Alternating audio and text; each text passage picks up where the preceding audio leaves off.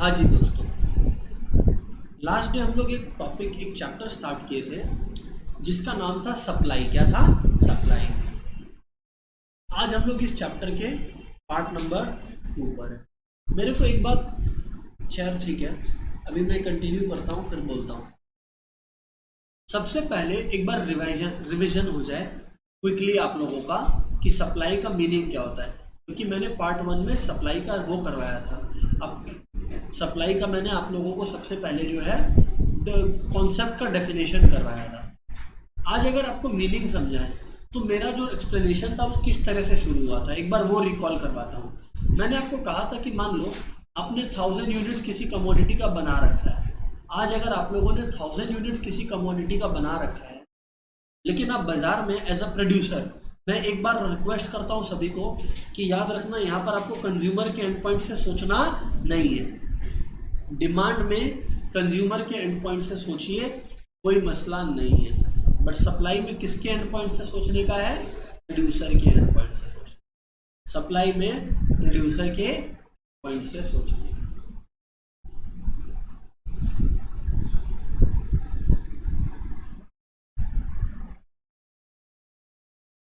चलिए सर बात बताना शुरू कीजिए।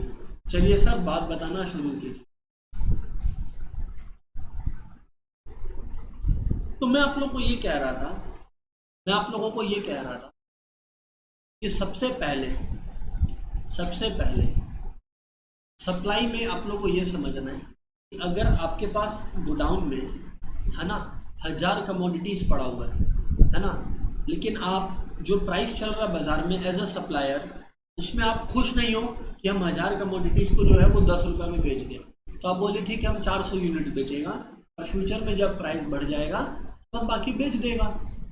सो मेरे दोस्तों, जितना आप बाजार में लाके बेचने को तैयार हो ना, सप्लाई वो होता है।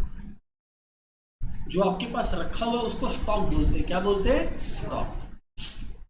सप्लाई मतलब, इसीलिए आप लोग देखो डेफिनेशन मैंने लिखवाया था और बताया भी था, क्वांटिटी ऑफ कमोडिटी दैट, अपने बुक में देखो या कॉपी में देखो, कॉपी में लोग लिखे हो तो मैंने लिखवाया था, quantity of commodity that the producers are willing to bring to the market for sale at a particular price at a particular point of time। आप लोग ये चीज़ नोटिस करोगे कि लगभग जब भी मैं डेफिनेशन लिखवाता हूँ और अगले क्लास में रिवाइज करवाता हूँ, मेरे डेफिनेशन में कोई ज़्यादा वेरिएशन नहीं रहता, एग्जैक्टली सेम ही लगभग बोल देता हूँ। सर ये क्या आप रट्टा मार के आते हो क्या? नहीं, मैं खाली ये इंश्योर करता हूँ कि सारा बात मैंने कवर कर दिया है। इकोनॉमिक्स में अगर आप सारा की पॉइंट्स को कवर कर लो ना, तो आप बेस्ट स्टूडेंट इकोनॉमिक्स के ऐसे ही बन गए। मैंने क्या बोला, जरा ध्यान से सुनना। Quantity of commodity that the producers are willing to bring to the market for sale at a particular price at a particular point of time.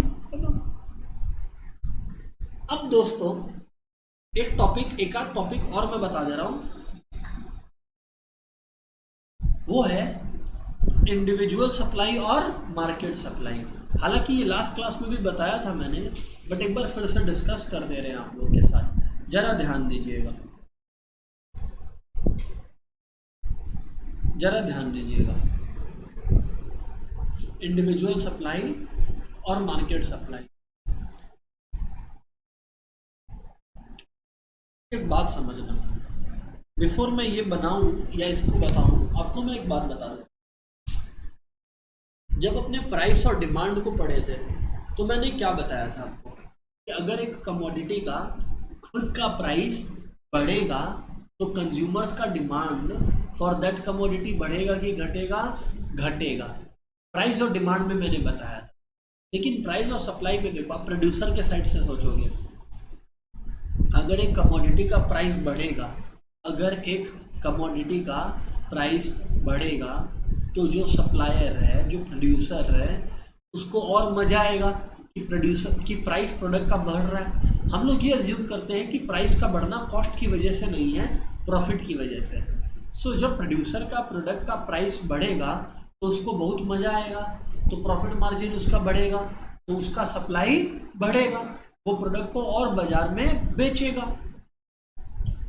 तो इसका मतलब इंडिविजुअल सप्लाई में एक कमोडिटी का प्राइस का कंपैरिजन आप करते हो एक कमोडिटी के क्वांटिटी से, एक प्रोड्यूसर का। लेकिन मनी मार्केट सप्लाई में क्या होता है, बहुत सारे प्रोड्यूसर्स को आप एक साथ लेते हो। एग्जाम्पल ध्यान देना, मान लीजिए प्राइस ऑफ कमोडिटी 10 रुपीज़ था, 20 रुपीज़ था, फिर 30 रुपीज़ हुआ।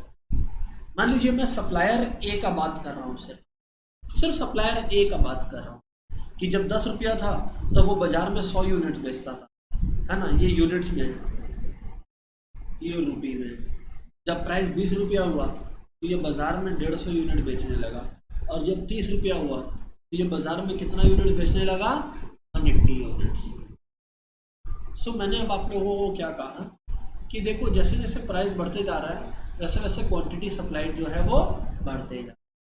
अब मैं आपको कहता हूँ इसको बोलते हैं इंडिविजुअल सप्लाई। क्या बोलते हैं? क्योंकि आप एक प्रोड्यूसर का यहाँ पर बात लेकर बैठे हुए हो, क्योंकि यहाँ पर एक प्रोड्यूसर का बात लेके आप बैठे हुए हो, यहाँ पर एक प्रोड्यूसर का बात लेकर आप बैठे हुए हो।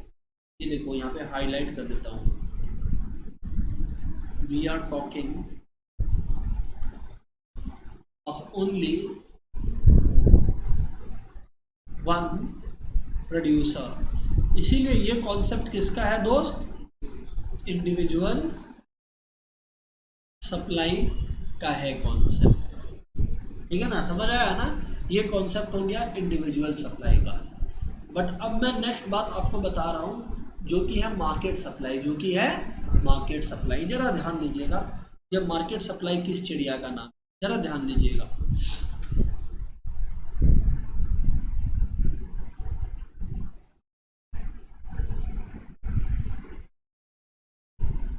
मार्केट सप्लाई,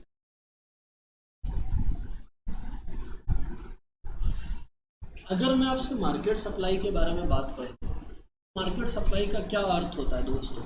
मार्केट सप्लाई का मतलब होता है अलग अलग सेलर्स, जीत अलग अलग सेलर्स। जैसे प्राइस है 10, 20, 30, क्वांटिटी ए का, क्वांटिटी बी का। जैसे क्वांटिटी ए का 100 यूनिट है, 150 यूनिट है, 180 यूनिट है, ये 50 यूनिट है, ये 200 यूनिट है, और ये 250 यूनिट है। ये देखो दो सेलर्स है, तो मैं एक्चुअली दो या दो से ज़्यादा का एग्जांपल ले सकता हूँ, बट दो का एग्जांपल देना भी इनफ है। तो मार्केट सप्लाई कितना हो जाएगा? जो ए सेल कर रहा है प्लस जो बी सेल कर रहा है। इसका मतलब आप अगर ऐड कीजिएगा 100 + 50 तो 150, ये आपका आ गया 350, ये आपका आ गया 530। मेरे दोस्तों इसको बोला जाता है मार्केट सप्लाई। क्या बोला जाता है? Market supply. इस चीज़ को अपने क्या बोलते हैं? Market supply. तो मार्केट सप्लाई में अपने क्या कर रहे होते हैं? अपने मार्केट सप्लाई में अलग अलग सेलर्स का जो सप्लाई है उसको ऐड कर रहे होते हैं। मार्केट सप्लाई में अपने क्या कर रहे होते हैं? अलग अलग सेलर्स का जो सप्लाई है उसको ऐड कर रहे हैं। इम्पॉर्टेंट ये, इम्पॉर्टेंट ये। अब एग्जाम में ना डायग्राम बड़ा इंपॉर्टेंट रोल प्ले करता है, तो जरा याद रखिएगा कि there is a direct relationship, there is a direct relationship. ध्यान से सुनिएगा, ध्यान से सुनिएगा। There is a direct relationship between price and quantity supplied, between price of a commodity and quantity supplied of that commodity। इसका अर्थ ये है, इसका अर्थ ये है कि यहाँ पर जो है, इसका जो अर्थ है वो यहाँ पर प्राइस यहाँ पे ये रहा और क्वांटिटी सप्लाइड यहाँ पे ये रहा। अब मैं आपको ये समझा रहा हूँ कि प्राइस यहाँ, क्वांटिटी सप्लाइड यहाँ, दोनों का इंटरसेक्शन कहाँ हो रहा है? यहाँ पे। प्राइस यहाँ पर, क्वांटिटी सप्लाइड यहाँ पर, दोनों का इंटरसेक्शन कहाँ पे? यहाँ पर। तो ये दोनों का इंटरसेक्शन, ये हो गया आपका प्राइस और क्वांटिटी सप्लाइड का डायग्राम। और ये जो कर्व आपका बना, ये क्या बना? Supply curve. ये क्या कर्व बना आपका? Supply curve. सप्लाई कर्व में दोस्त there is a direct relationship, please याद रखना सर इस शेप को क्या बोलते हैं, पॉजिटिव स्लोप या अपवर्ड स्लोपिंग स्लोप। तो जो लिख देता हूँ, पॉजिटिव स्लोप या upward sloping curve, positive slope या upward sloping curve, positive slope या अपवर्ड स्लोपिंग कर्व। फिर से पॉजिटिव स्लोप या अपवर्ड स्लोपिंग कर्व, ये दिखाता है डायरेक्ट रिलेशनशिप। क्या दिखाता है सर? डायरेक्ट रिलेशनशिप का क्या अर्थ हो गया कि अगर आपका प्राइस बढ़ेगा तो क्वांटिटी सप्लाइड भी बढ़ेगा, और अगर आपका प्राइस घटेगा क्वांटिटी सप्लाइड भी आपका घटेगा। दोस्तों यहाँ तक बातें क्रिस्टल क्लियर है क्या? हाँ या ना एवरीबॉडी? फटाफट। ऑलराइट, तो अगर आप लोगों ने कंफर्मेशन दे दिया, क्रिस्टल क्लियर है ना? यहाँ पर तक कोई क्वेश्चन नहीं है आपको? जी बिल्कुल, बहुत ही आसान चीज़ है, बिल्कुल भी मुश्किल नहीं है, बहुत ही आसान है इनफैक्ट। अब मैं आपको बता रहा हूँ फैक्टर्स अफेक्टिंग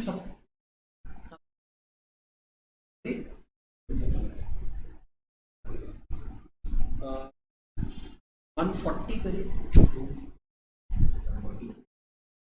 140 से 2। हाँ हाँ हाँ, तो फैक्टर्स अफेक्टिंग सप्लाई का अगर अपने बात करते हैं, एक्सक्यूज मी,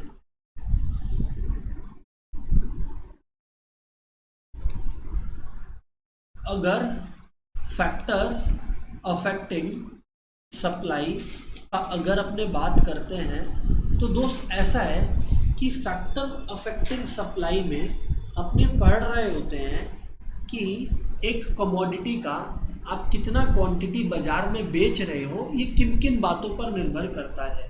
मेरे को ध्यान आ रहा है कि मैंने कुछ बातें या काफ़ी बातें तो लास्ट डे ही कर दी थी, बट टू इंश्योर कि सारे लोग एक ही प्लेटफॉर्म पे बैठे हैं, आइए क्विक रिवीजन हो जाए, क्विक रिकैप हो जाए। सबसे पहले था on price of the commodity. देखिए मैं बार बार ना बोलता हूँ ऑन प्राइस ऑफ कमोडिटी लिखिए। अब भैया देखो सीधी सी बात है, अगर एक कमोडिटी का खुद का प्राइस बढ़ेगा तो इसका मतलब प्रॉफिट मार्जिन बढ़ेगा, तो वो प्रोड्यूसर का सप्लाई करने का मौका बढ़ेगा कि घटेगा? बढ़ेगा। तो इसका मतलब there is a direct relationship, there is a direct relationship कि प्राइस बढ़ा तो क्वांटिटी सप्लाई बढ़ेगा, एंड वाइसी वर्सा,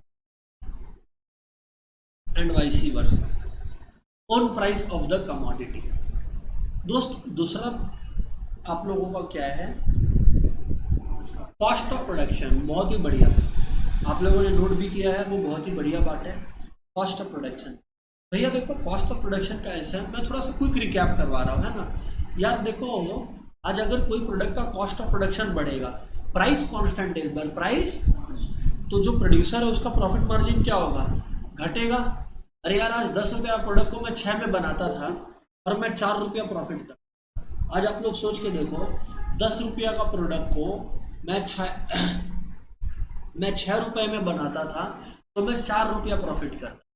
अब अगर वही प्रोडक्ट को बनाने का मेरा 7 रुपीज़ लग रहा है तो मैं तो सिर्फ 3 रुपया प्रॉफिट कर रहा हूँ, तो यार मेरा तो मन कम होगा ना, तो इसका मतलब सप्लाई को मैं कम करूँगा। ऐसे करके और भी चीज़ें थी जो मैंने बताई थी।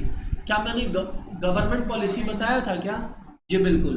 अब गवर्नमेंट पॉलिसी में देखो 2 बातें मैंने आपको सिखाई थी, एक होती है टैक्सेस, इनडायरेक्ट टैक्सेस, और एक होती है सब्सिडीज। टैक्सेस एक तरीके से कॉस्ट है जो गवर्नमेंट मेरे प्रोडक्ट पे लगा देता है।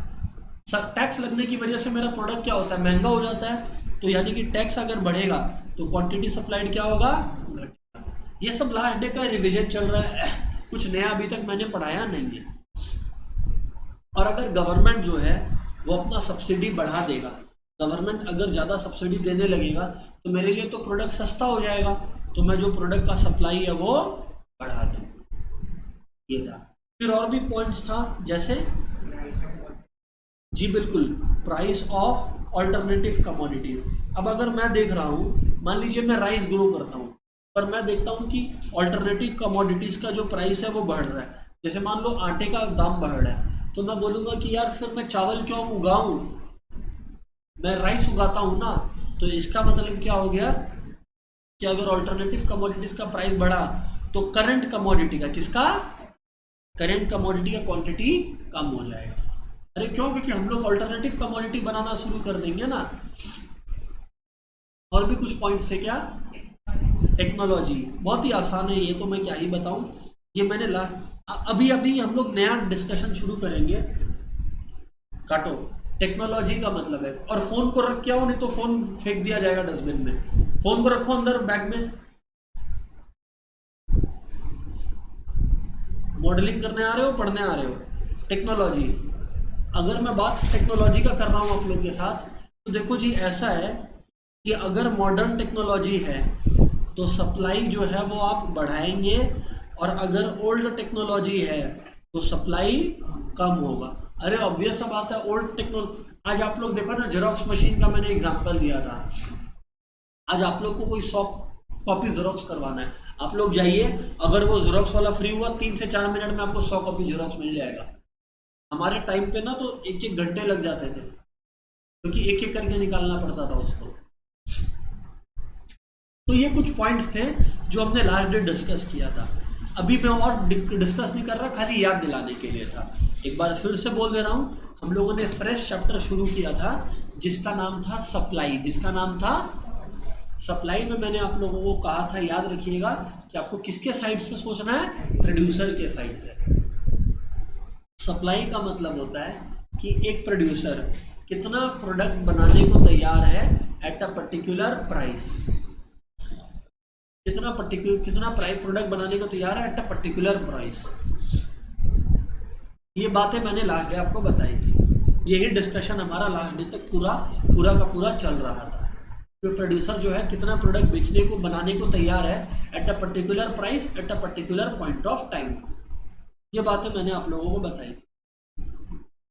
जितना ज़्यादा प्राइस बढ़ेगा प्रोड्यूसर को उतना मज़ा आएगा, और प्रोड्यूसर को उतना ज़्यादा मज़ा आएगा तो वो सप्लाई को उतना ही बढ़ाएगा। प्राइस बढ़ेगा तो प्रॉफिट मार्जिन बढ़ेगा, प्रॉफिट मार्जिन बढ़ेगा तो सप्लाई बढ़ेगा। यही डिस्कशन चल रहा था। अब मैं चाहूँगा कि सानवी, आप मनस्वी, आप लोग अपना बुक में एक बार देख के, मेरे को कुछ नहीं जानना, खाली नेक्स्ट हेड बताना क्या लिखा हुआ है, हेडिंग का नाम खाली। Law of supply. Thank you. So दोस्तों, लॉ ऑफ सप्लाई ना, जैसे लॉ ऑफ डिमांड है, लॉ ऑफ सप्लाई बड़ा आसान सा कॉन्सेप्ट है।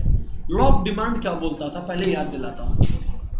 लॉ ऑफ डिमांड बोलता था कि अगर एक प्रोडक्ट का प्राइस, लॉ ऑफ डिमांड बोलता था कि अगर एक प्रोडक्ट का प्राइस बढ़ेगा तो क्वांटिटी डिमांडेड क्या होगा, घटेगा, and vice versa. Law of demand बोलता था कि अगर एक प्रोडक्ट का प्राइस बढ़ेगा तो उसका क्वांटिटी डिमांडेड घटेगा, and vice versa, and vice versa. Law of demand बोलता था कि अगर एक प्रोडक्ट का प्राइस बढ़ेगा तो उसका क्वांटिटी डिमांडेड घटेगा। लॉ ऑफ सप्लाई क्या बोलता है कि अगर एक प्रोडक्ट का प्राइस बढ़ेगा तो उसका क्वांटिटी सप्लाइड बढ़ेगा, अदर फैक्टर्स रिमेनिंग कांस्टेंट। याद रखना, बिल्कुल अदर फैक्टर्स रिमेनिंग कांस्टेंट लिखना जरूरी है। तो इसका मतलब लॉ ऑफ सप्लाई बोलता है कि there is a direct relationship, there is a direct relationship between price and quantity supplied, other factors remaining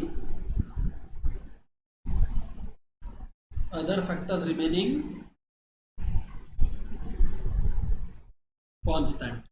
बाकी सारे फैक्टर्स को जो है वो कांस्टेंट मान लो।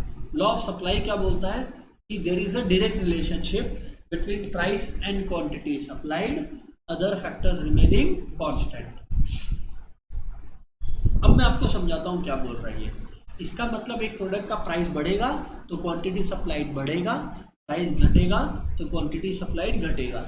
अब आप में से कुछ लोगों ने लास्ट डे, जैसे केशव ने कहा था कि सर अगर प्राइस बढ़ा है तो हो सकता है प्राइस इसलिए बढ़ा हो कि कॉस्ट बढ़ा है। बट केशव को मैंने फिर बोला था, केशव याद रखो, अदर फैक्टर्स कांस्टेंट। इसका मतलब अगर कॉस्ट कांस्टेंट है तो इसका मतलब प्रॉफिट मार्जिन बढ़ रहा है। क्या बढ़ रहा है? Profit margin. एग्जाम में एक बार क्वेश्चन आ गया था, बहुत ही आसान सा, क्लास 10 बोर्ड्स में क्वेश्चन आ गया था, state the assumptions of law of supply. अब स्टूडेंट लोग डर गए, बोले यार ये अजम्पशंस तो बुक में कहीं पे भी नहीं है, लेकिन मैं बोला ये फालतू का डर है। अजम्पशन का मतलब है लॉ ऑफ सप्लाई की पढ़ते समय आप क्या चीज मान के चलते हो, आप ये मान के चलते हो कि बाकी फैक्टर्स क्या है, कांस्टेंट। इसका मतलब अगर कोई अजम्पशन बोल दिया ना, तो प्राइस को छोड़ के जो भी अदर फैक्टर है उसके सामने कांस्टेंट लिख दो। अदर फैक्टर्स क्या है, कॉस्ट ऑफ कमोडिटीज या कॉस्ट ऑफ प्रोडक्शन, कांस्टेंट, बस। गवर्नमेंट पॉलिसी, कांस्टेंट, बस यही है, कांस्टेंट। Technology, constant. सर ये तो बड़ा आसान हो गया। हाँ, यही बताना था बस आपको। अगर आगे assumption of law of supply, मतलब जो आप बोलते हो ना अदर फैक्टर्स रिमेनिंग कांस्टेंट, बस उन फैक्टर्स का नाम लिख के सामने में कांस्टेंट लिख दो। यही तो अजम्पशन है भैया। अजम्पशन मतलब अब जैसे फॉर एग्जांपल मैं भी ये क्लास करवा रहा हूँ, मैं कोई भी क्लास करवाता हूँ तो इस अजम्पशन के साथ करवाता हूँ कि प्रीवियस क्लास आपका किया हुआ है। हाँ, याद दिलाने के लिए रिवाइज करवा देता हूँ। या अभी मैं जब आपको सप्लाई को डिमांड से कंपेयर करके बताया, तो मेरा अजम्पशन है कि डिमांड आप लोग सबका पढ़ा हुआ है। तो वैसे ही जब लॉ ऑफ सप्लाई लिखा था किसी ने, तो उसने क्या क्या चीजें मान ली थी, उन्होंने मान लिया था कि बाकी सारे फैक्टर्स क्या है, कांस्टेंट। इसीलिए देखो ना, cost of production constant, level of technology constant, government policy of taxation constant, government policy of subsidy constant. जो अदर फैक्टर आपको मालूम है उसके सामने लगा दो कांस्टेंट। सर बात तो आपका बिल्कुल ठीक, सर जी बात तो आपका बिल्कुल ठीक है। हाँ जी, ये है मेन मसला, ये है मेन मसला। अब सर आगे बातचीत करो, अब सर आगे बातचीत करो। मैंने कहा ध्यान से सुनना, मैंने कहा ध्यान से सुनना। ये तो क्लियर है लॉ ऑफ सप्लाई। हाँ, लॉ ऑफ सप्लाई जब भी आप करोगे ना, तो आप लोगों को डायग्राम लेके आना है। लॉ ऑफ सप्लाई बिना डायग्राम के मत लिख कर आइएगा। हालांकि डायग्राम वही सेम ओल्ड बोरिंग है, लेकिन नंबर है भैया, नंबर है, नंबर है। ये प्राइस, मनस्वी पीछे देखो ना, रिमोट है क्या एसी का? हाँ हाँ है, वो चेयर पे है, देखो जाके। और एसी बंद कर देना, एसी बस बंद कर देना, हो जाएगा, हो गया ना। प्राइस और बस, प्राइस और क्वांटिटी सप्लाई। अब मैं ये कह रहा हूँ कि डायग्राम आप लोगों को यही बनाना पड़ेगा कि प्राइस अगर P1 है तो क्वांटिटी Q1 है, इंटरसेक्शन यहाँ पे है। प्राइस बढ़ के P2 हुआ तो क्वांटिटी बढ़ के Q2 हुआ, इंटरसेक्शन यहाँ पर। बस फिर क्या था, दोनों को आपस में जोड़िए, खत्म हो गया कहानी। ये है लॉ ऑफ सप्लाई, ये है लॉ ऑफ सप्लाई, खत्म। सर लॉ ऑफ सप्लाई को अगर आपको फुल मार्क्स स्कोर करना है, अगर आप लोग सपना देखते हो फुल मार्क्स इको में लाने का, क्या पॉसिबल है? बिल्कुल। करना क्या है, पहले डेफिनेशन लिखो, फिर अजम्पशंस लिखो, और फिर उसके बाद डायग्राम। और बिल्कुल, अगर सिर्फ लॉ ऑफ सप्लाई पूछा है सर, सानवी पूछती है, फिर भी अजम्पशंस लिख के दिखाना पड़ेगा क्या अलग से? बिल्कुल लिख के दिखाइए, और डायग्राम भी बना के दिखाइए। क्वेश्चन 2 नंबर का है या 3 नंबर का है, उस बात का दया मत खाइए। इको का टीचर लोग जो होता है ना, बड़ा बदमाश होता है, वो लोग बस इसी चीज़ का इंतज़ार कर रहा होता है कि जो है मौका मिले स्टूडेंट का नंबर काटने का। सर आप भी तो इको के टीचर है, हाँ तो मैं भी महा बदमाश हूँ। कहने का मतलब है कि ये ध्यान रखिएगा कि आप लोग जो है ये गलतियाँ ना करें। ऑनलाइन वाले दोस्तों बात क्लियर है क्या, हाँ या ना? हाँ सर। Okay, okay sir.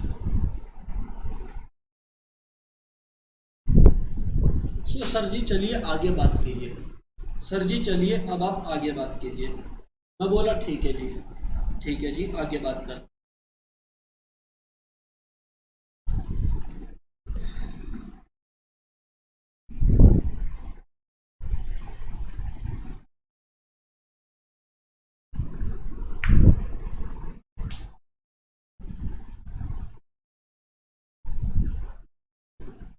अब अगर मैं आपको बताऊं, सबसे पहला पॉइंट,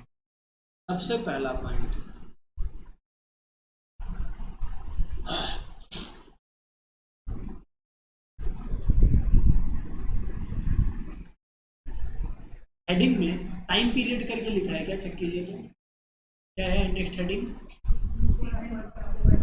जोर से प्लीज। फैंटास्टिक।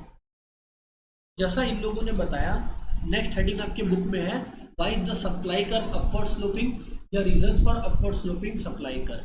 इसमें 3-4 पॉइंट होगा, कितना पॉइंट है देखिए ना, 2 है क्या, कौन सा 2 लिखा है?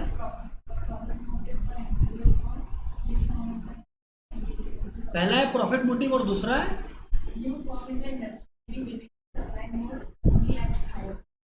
हाँ ठीक है, मतलब यही 2 पॉइंट लिखा है ना। हाँ जी, चेंज इन स्टॉक, ठीक है।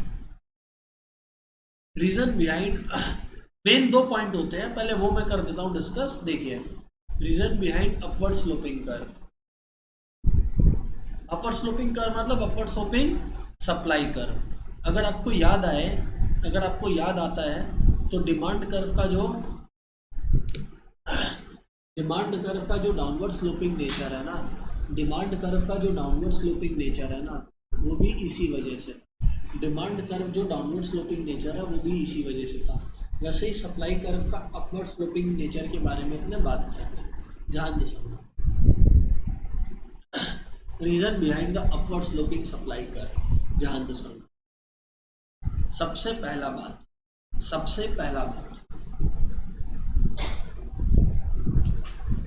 प्रॉफिट मार्जिन राइज,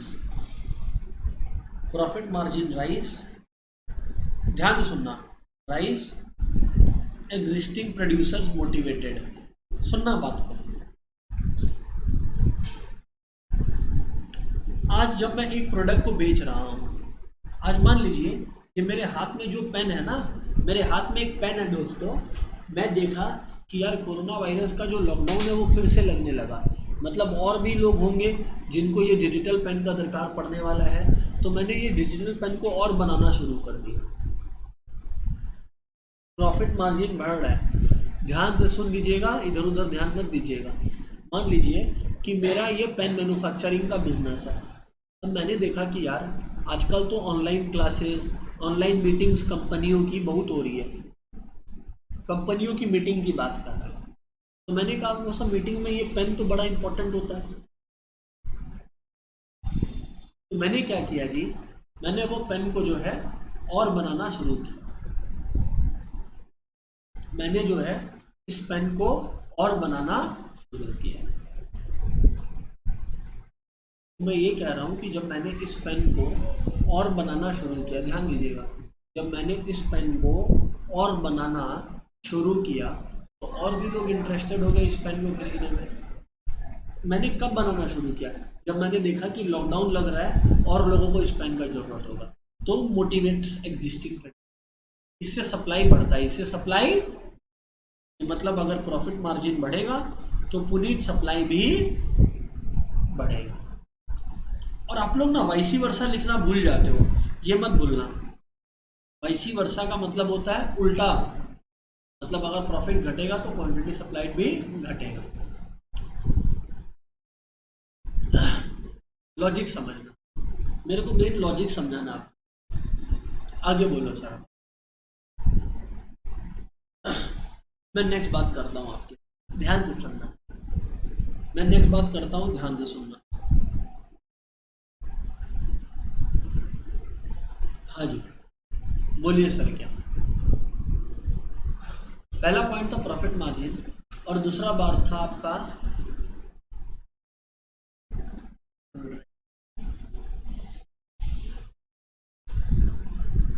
हाँ, पहला बात था राइज इन प्रॉफिट मार्जिन, दूसरा बात था मोटिवेट्स अदर फर्म्स। सर ये नहीं समझ में आया। आज मान लो मैं अपने एग्जाम्पल को कंटिन्यू करता हूँ। मान लीजिए जीत का जो था, जीत का पेपर प्रिंटिंग बिजनेस था। अब अगर जीत का पेपर प्रिंटिंग बिजनेस था, अब जीत देखता है यार कि अभी तो लॉकडाउन के टाइम पे पेपर ज़्यादा लोग यूज़ नहीं कर रहे हैं। जीत देखता है कि अभी जो लोग डिजिटल पेन बना रहे हैं, डिजिटल बोर्ड बना रहे हैं, उनका बिक्री अच्छा हो रहा है। तो जीत क्या करता है, जीत जो है पेपर बनाना कम करके पेन बनाना, डिजिटल बोर्ड बनाना शुरू कर देता है।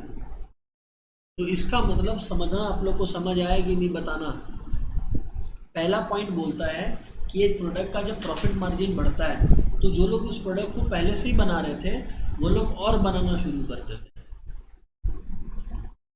और दूसरा पॉइंट क्या बोलता है कि जब एक प्रोडक्ट का प्रॉफिट मार्जिन बढ़ता है तो न केवल वो लोग जो पहले से बना रहे थे, बल्कि वो लोग जो पहले बना भी नहीं रहे थे वो लोग भी इस मार्केट में घुस के इस प्रोडक्ट को बनाना शुरू कर। ये दो मेन रीजंस है अपवर्ड। क्या मसला क्लियर है सभी को? यस और नो? हाँ या ना? Yes, sir. यस।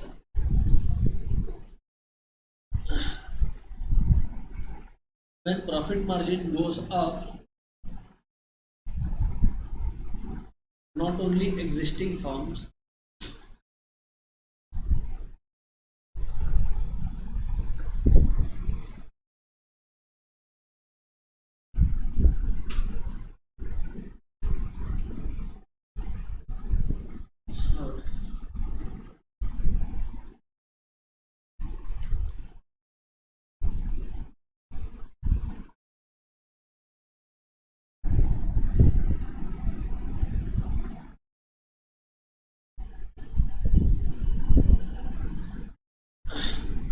समझ में आ गया?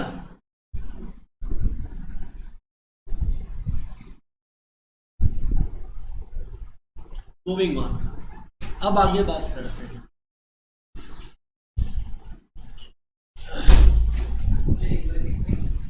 हाँ हाँ। Also feel motivated to produce more of the commodity.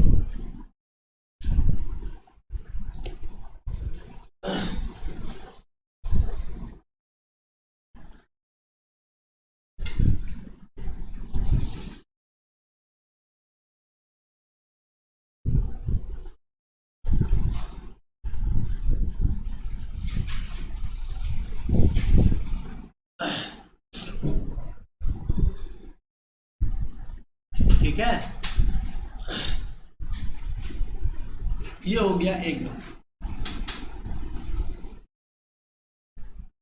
जीत एक बार वो चेंज इन स्टॉक वाला पॉइंट अपने बुक से पढ़िए तो थोड़ा जोर पढ़िएगा।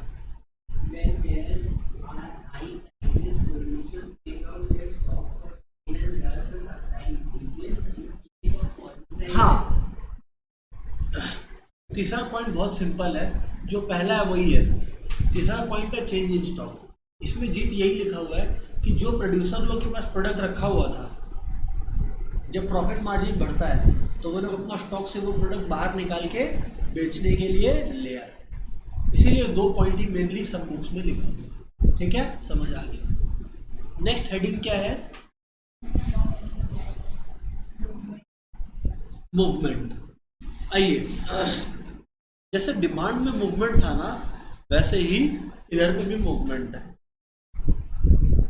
याद रखिएगा, पहले मूवमेंट का एक और नाम है वो आप लोग सुन लेना। मूवमेंट का और एक नाम है वो है change in quantity supplied. Movement का एक और नाम है और वो है चेंज इन क्वांटिटी सप्लाइड। हाँ जी,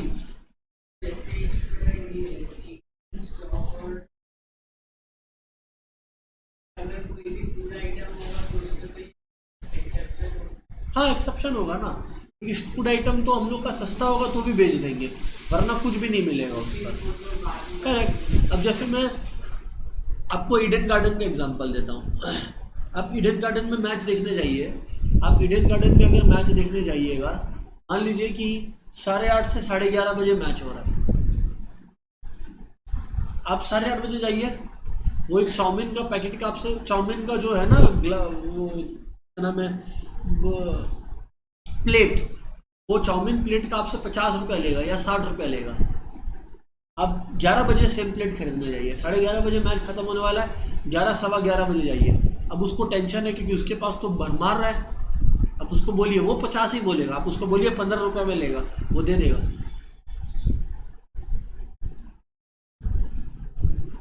वो दे देगा। उसको फेंकना है, वरना वो क्या करेगा, फेंकेगा। नहीं मिलेगा, इससे अच्छा ले लो। तो यही बता रहे हैं आपको ये सब। अब जो लोग चिप्स वाला पैकेट है, आप उसको जाके बोलो 50 का चिप्स 10 में दे दो, वो आपको झापड़ मार देगा। कारण क्या? क्योंकि उसको पता है ये चिप्स मेरा कुछ नहीं होने का है, मैं बाहर मार्केट में जाके बेच सकता हूं। ये मसला है। Movement, change in quantity supply. अब अगर मैं आपको बताऊं change in quantity supplied, movement को बोलते हैं चेंज इन क्वांटिटी सप्लाइड। ध्यान से सुनना। एक्चुअली मूवमेंट एक वर्ड नहीं, दो वर्ड से बना है। दो, एक्चुअली दो चीजें हैं मूवमेंट। मूवमेंट और एक होता है शिफ्ट, दोनों अलग अलग है। मूवमेंट और शिफ्ट दोनों में सप्लाई बदल रहा होता है। मूवमेंट हो या शिफ्ट, दोनों में, आवाज नहीं आया, मूवमेंट हो या शिफ्ट दोनों में, ठीक आवाज नहीं आ रहा है, मूवमेंट हो या शिफ्ट दोनों में सप्लाई बदल रहा होता है। बट एक बात याद रखिएगा कि अगर कमोडिटी का खुद का प्राइस की वजह से सप्लाई में बदलाव आ रहा है, अगर एक कमोडिटी का खुद का प्राइस में, प्राइस के बदलने की वजह से सप्लाई में बदलाव आ रहा होता है, तो दोस्तों इसको हम लोग मूवमेंट कहते हैं।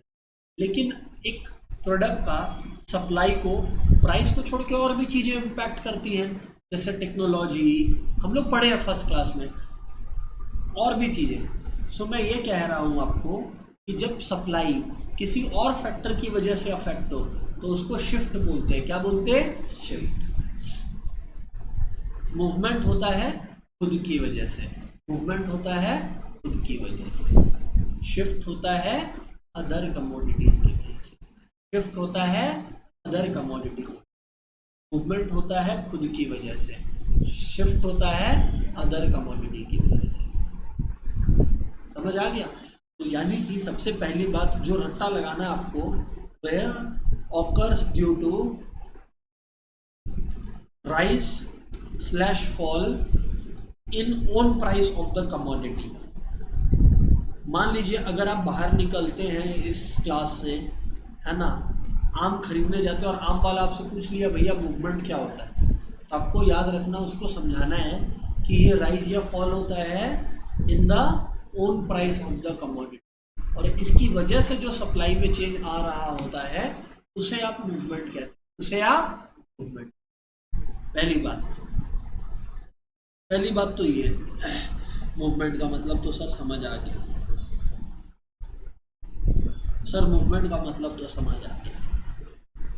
मूवमेंट होता है due to own price of the commodity, movement होता है due to own price of the. दूसरा, मूवमेंट में दो तरीके के मूवमेंट, दोस्तों, एक जिसको बोलते हैं एक्सपेंशन या एक्सटेंशन, और एक होता है मूवमेंट जिसको बोलते हैं कॉन्ट्रैक्शन। सर ये तो बिल्कुल डिमांड की तरह ही है। हाँ बिल्कुल सही है, याद रखना। एक्सपेंशन का मतलब ये टाइप्स ऑफ मूवमेंट है, ये क्या पढ़ रहे हैं अपने, टाइप्स ऑफ मूवमेंट पढ़ रहे हैं। एक्सपेंशन और एक्सटेंशन, जब आप लोग का प्रोडक्ट का जो एक्सपेंशन और एक्सटेंशन का मतलब है कि जब प्रोडक्ट का प्राइस बढ़ने की वजह से क्वांटिटी सप्लाइड बढ़ रहा होता है, एक्सटेंशन बोलते हैं। और पुनीत, प्राइस घटने की वजह से क्वांटिटी सप्लाइड घट रहा होता है, मेरे दोस्त पुनीत, उसको कॉन्ट्रैक्शन बोलते हैं। क्या बोलते हैं? नोट कर लीजिए।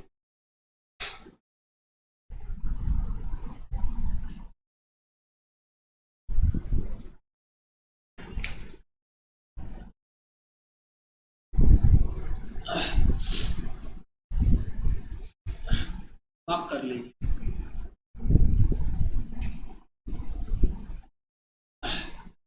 हाँ जी, क्लियर है क्या?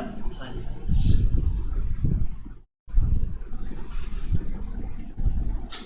एक्सपेंशन और कॉन्ट्रैक्शन है कि नहीं है? ये हो गया बात आपका। नेक्स्ट है, ध्यान तो सुन, डायग्राम। क्या डायग्राम को ना आप लोग याद मत कीजिए कभी भी। याद करने जाएंगे ना तो हमेशा फंसिएगा और हमेशा गलत कीजिएगा। अब मैं आपको उदाहरण दे देता हूँ, इधर पे देखिए आप। आज जब एक्सपेंशन का डायग्राम करिएगा ना तो भैया डायग्राम बस इतना है सिंपल सा कि प्राइस यहाँ पर P1 है, क्वांटिटी Q1 है। प्राइस बढ़ेगा P2 होगा तो क्वांटिटी बढ़ के क्या हो जाएगा? Q2। तो पहले आप यहाँ पे थे, अब आप कहाँ पर हो? यहाँ पर। हाँ या ना? तो there is a upward movement, there is a upward movement. तो एक्सपेंशन में upward movement along the supply curve, expansion में upward movement along the supply curve. लिख लीजिए, एक्सपेंशन में upward movement along the supply curve.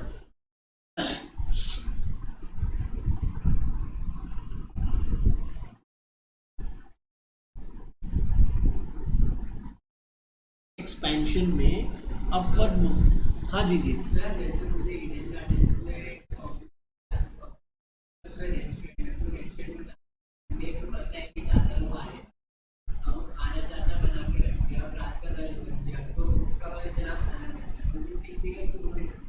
हाँ।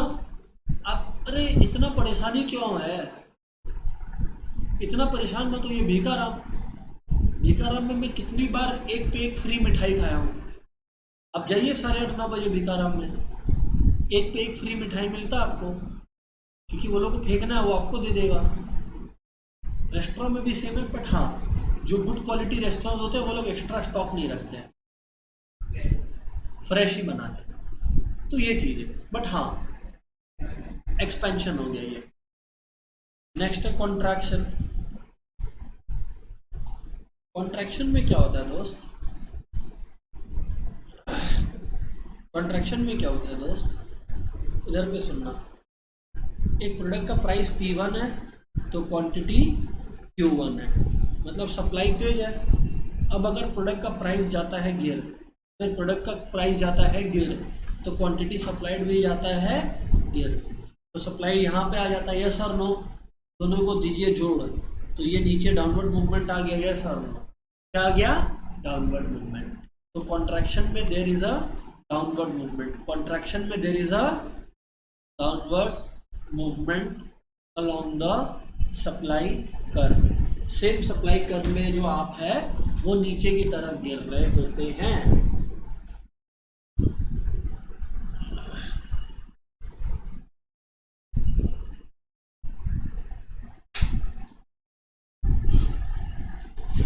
क्या समझ आ गया क्या? हेलो, हाँ अच्छा है। Also,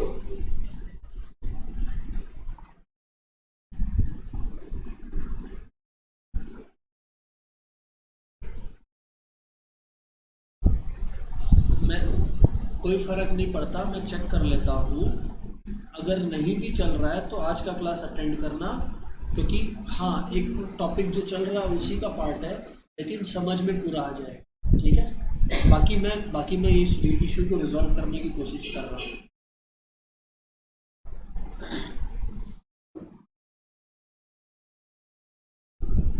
मैं बात कर रहा था दोस्तों आपसे कॉन्ट्रैक्शन के बारे में। हाँ जी, कॉन्ट्रैक्शन हो गया। अब मैं आपसे बात कर लेता हूँ लास्ट टॉपिक के बारे में, जिसको बोलते हैं शिफ्ट। ऑब्वियस सा बात है, नेक्स्ट हेडिंग शिफ्ट ही होगा मूवमेंट के बाद।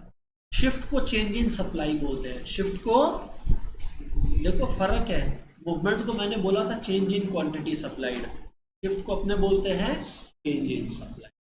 दोस्तों जब एक कमोडिटी का चेंज इन क्वांटिटी सप्लाई को मूवमेंट बोलते हैं और चेंज इन सप्लाई को शिफ्ट बोलते हैं। नहीं लेकिन सर, सानवी बोल रही है नहीं सर, इंग्लिश में समझाइए। तो आपकी इंग्लिश मैडम बोलेंगी कि कोई फ़र्क नहीं है, बट इकोनॉमिक्स में फ़र्क है। ये बात याद है, मैंने डिमांड के टाइम पे भी बोला था, चेंज इन क्वांटिटी डिमांडेड को मूवमेंट बोलते हैं और चेंज इन डिमांड को शिफ्ट बोलते हैं। समझ आ गया? बिल्कुल। Shift, change in supply, shift जो है वो क्या है, चेंज इन सप्लाई। शिफ्ट में दोस्तों अगर याद रखिएगा, एक कमोडिटी का सप्लाई में अगर राइज हो रहा है तो उसको बोलते हैं इंक्रीज इन सप्लाई। क्या बोलते हैं, इंक्रीज इन सप्लाई। ये होता है अदर फैक्टर्स अफेक्टिंग सप्लाई की वजह से। किसकी वजह से, इसमें ओन प्राइस को कांस्टेंट माना जाता है। इसमें ओन प्राइस को क्या माना जाता है, कांस्टेंट। ओन प्राइस में बदलाव नहीं, अदर फैक्टर। जैसे मान लो कमोडिटी का कॉस्ट गिर गया, कमोडिटी का कॉस्ट गिर गया तो प्रॉफिट मार्जिन बढ़ेगा बेसी बेचने से, है ना। Supply rise, increase in supply. और सप्लाई फॉल यहाँ पे बोलते हैं डिक्रीज इन सप्लाई। क्या बोलते हैं, डिक्रीज इन सप्लाई। यहाँ पर जब इंक्रीज होता है तो राइटवर्ड शिफ्ट क्या होता है, राइटवर्ड शिफ्ट। दिखा देता हूं डायग्राम, इधर देखो।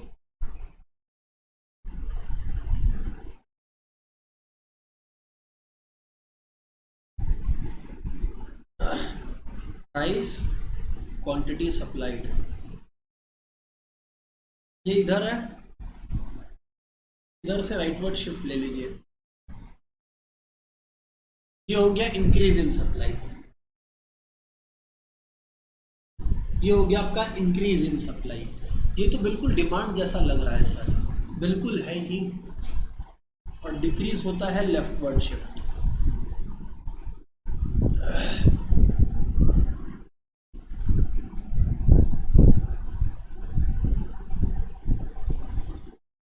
डिक्रीज होता है लेफ्टवर्ड शिफ्ट।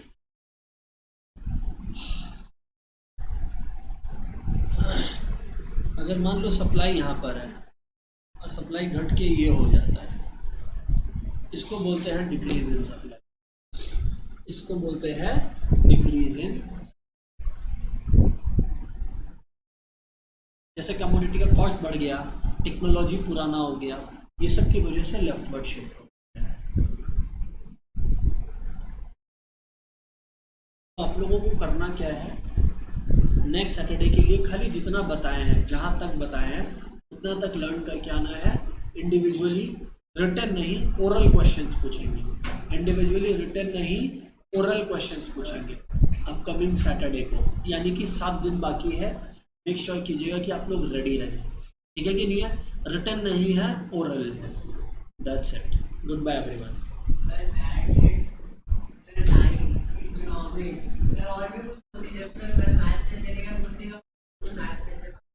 दे देना, कोई मसला नहीं है। स्कूल में टेस्ट देना है, जब पूरा प्रैक्टिकल कुछ करना है, लिख लिख के कितना करेगा। प्रैक्टिकल बुक छोड़ दो, स्कूल का